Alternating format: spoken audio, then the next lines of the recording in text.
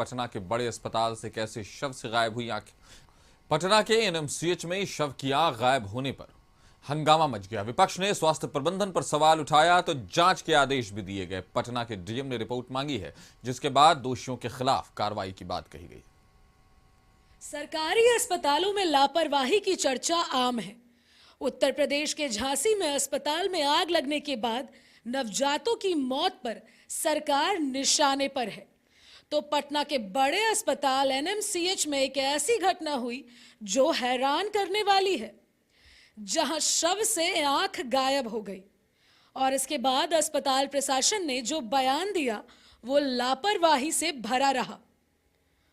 अस्पताल के अधीक्षक ने कहा कि या तो किसी ने आंख निकाल ली है या चूहे ने आंख को डैमेज किया।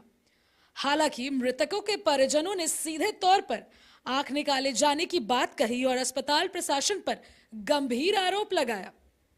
लेकिन आईसीयू से मुझे नहीं छोड़ा गया, न मुझे कागज मिला और सुबह देखते हैं तो मेरा पेशेंट का आंख निकला हुआ है।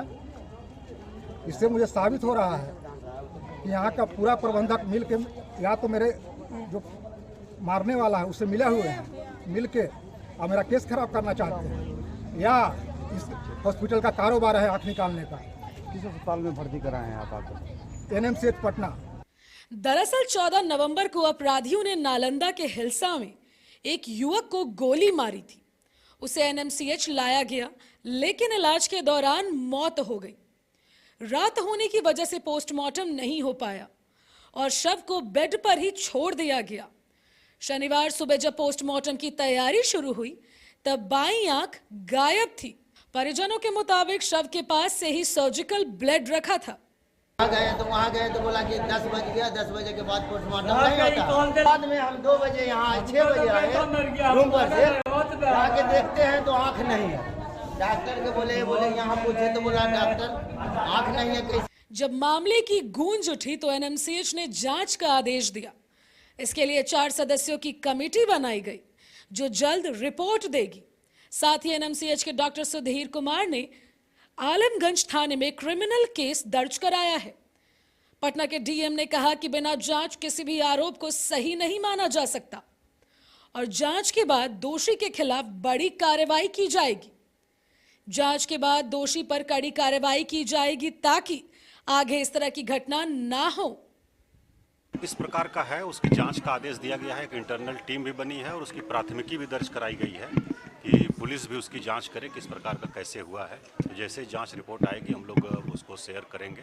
और ये बहुत ही गंभीर मामला है जो आरोप लगाया गया है, इसलिए इसकी पूरी गहराई से हम लोग जांच करेंगे और इसके तह तक जाएंगे। पर कहा जा रहा है अस्पताल प्रशासन की तरफ से कि चूहे ने आंख खा ली। नहीं, ये तो लोगों के कहने को अपनी अपनी जो बात है उसकी बात वो लोग कर रहे हैं। जांच टीम इंटरनल भी डॉक्टर्स की बनी है और बाकी पुलिस को भी हम लोगों ने कहा है एफआईआर दर्ज कराते हुए थाना में पुलिस जांच करे कैसे होना नहीं चाहिए, इसकी पुनरावृत्ति नहीं हुई। इसमें पूरी गहराई से जांच करेंगे और कोई दोषी पात्र मिलते हैं तो उनके विरुद्ध कार्रवाई करेंगे।